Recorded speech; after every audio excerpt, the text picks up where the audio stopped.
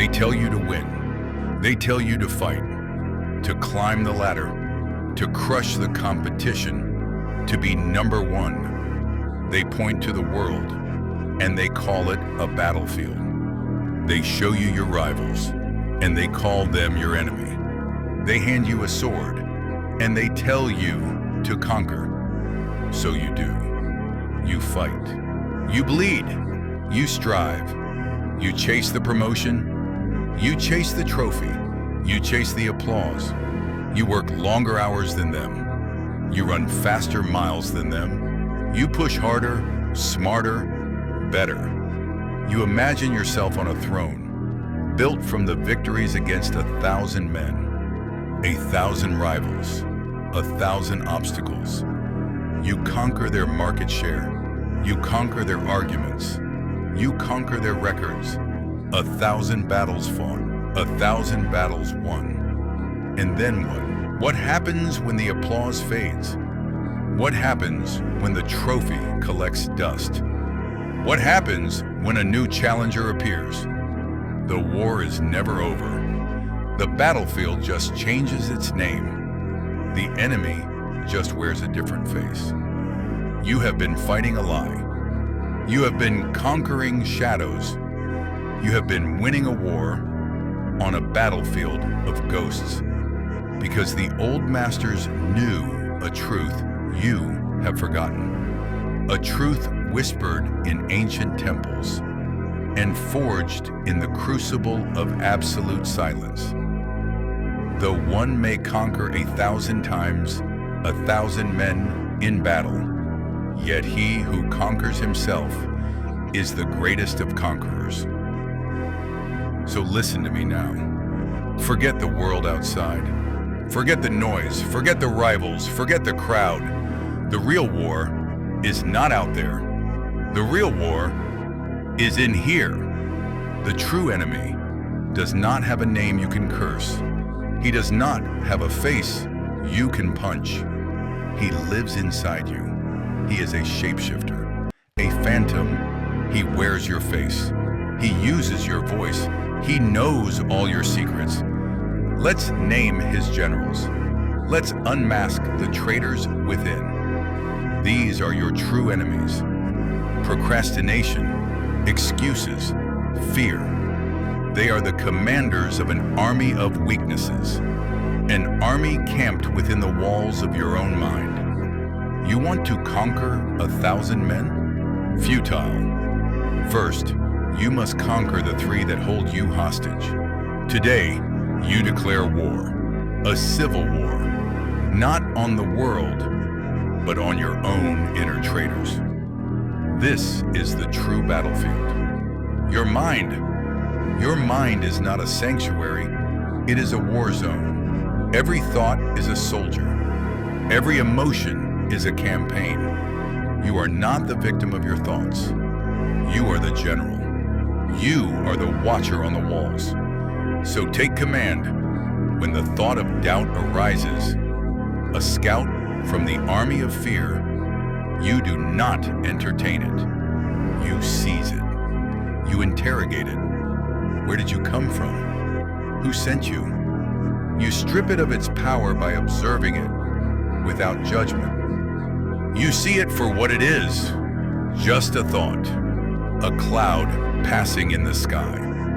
You starve it of the attention it craves, and you let it dissolve into nothing. When the voice of comfort seduces you, a siren song from general procrastination, you do not surrender. You recognize it as a spy, a saboteur sent to dismantle your ambition from within. You thank it for revealing a weakness in your defenses, and you get back to the work. You do another rep. You write another line. You make the call.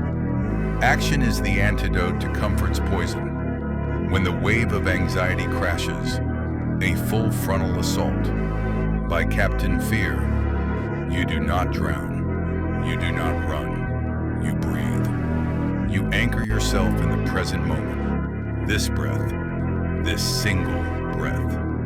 You feel your feet on the ground, solid, unshakable. You use the energy of that anxiety not to scatter your thoughts, but to sharpen your focus.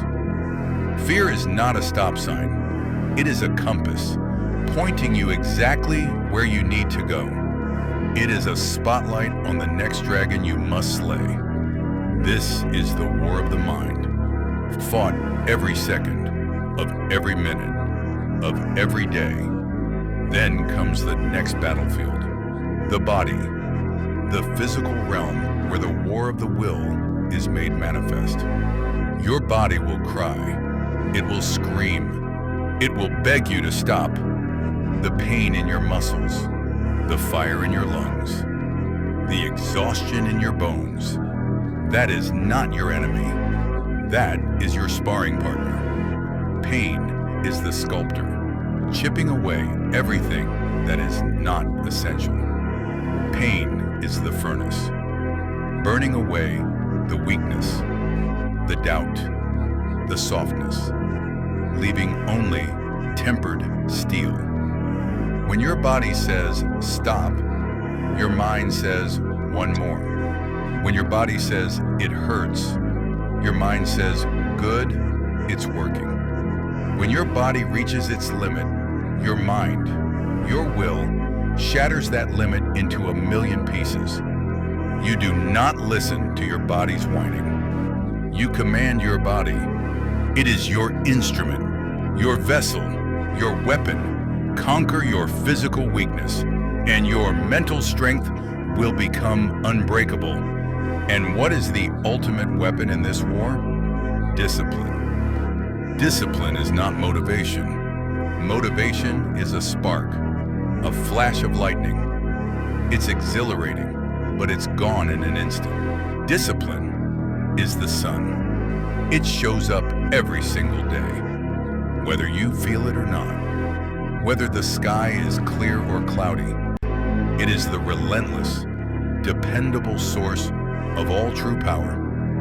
Discipline is the hammer that you pick up every single day, even when you don't feel like it, especially when you don't feel like it. Discipline is doing the reps when no one is watching. Discipline is choosing the water over the wine. Discipline is shutting down the screen and opening the book. It is not glorious. It is not exciting. It is the relentless, monotonous, brutal execution of the tasks that lead to victory. It is the 1,000th report, the 10,000th word, the 1,000,000th footstep.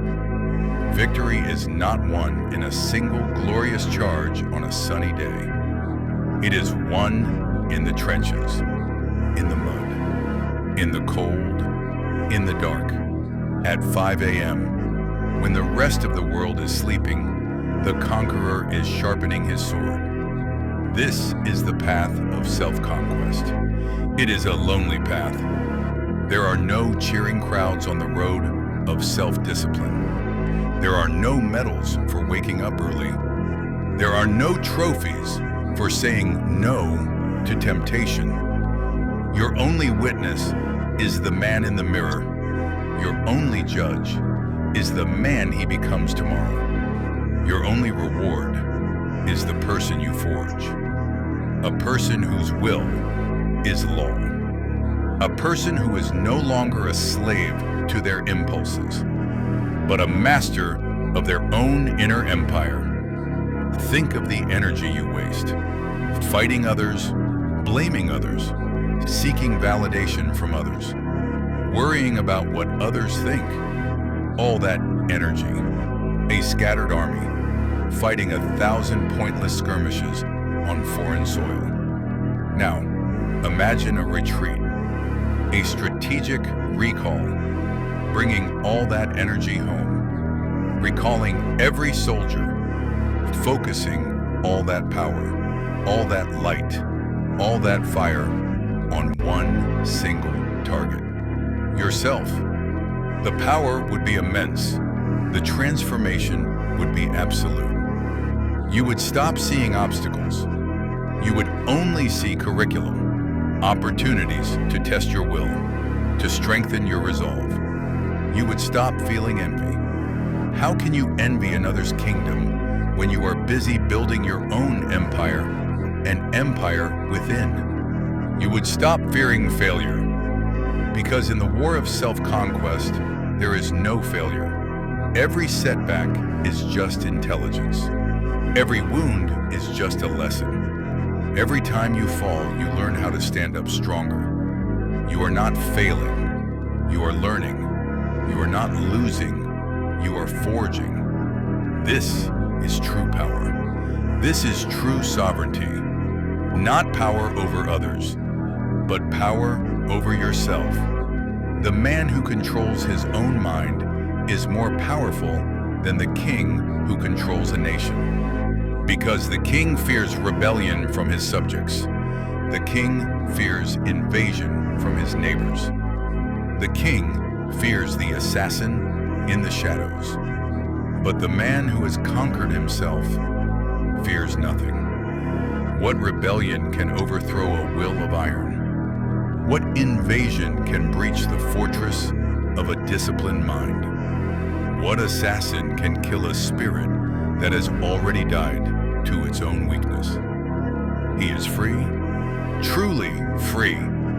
He walks through chaos with a core of absolute calm. He faces storms with the stillness of a mountain. The world can scream, but his inner world is silent. The world can push, but his center holds. This is the prize. This is the victory that matters. So let them go. Let the world play its frantic games. Let them chase their shadows. Let them fight their 1,000 petty battles. Let them build their kingdoms of sand, destined to be washed away by the tides of time. Your war is different. Your war is eternal. Your kingdom is indestructible. So, today, now, look in the mirror and see him, your opponent, your challenge, your greatest project, your only true responsibility, and you make a vow written not in ink, but in action. I will conquer the voice of doubt. I will starve the beast of procrastination. I will break the chains of my bad habits. I will silence the siren call of comfort. I will feel the pain, and I will lean into it, for it is my teacher. I will feel the fear, and I will walk through it, for it is my compass. I will feel the temptation, and I will turn away from it, for my freedom is more valuable. I will be the master of my thoughts. I will be the commander of my emotions. I will be the architect of my soul. I am not fighting 1,000 men. I am fighting one, and I will win every single day. This is the path, the only path that leads to true freedom, the only victory that lasts forever, the only war worth winning, the greatest of all conquests.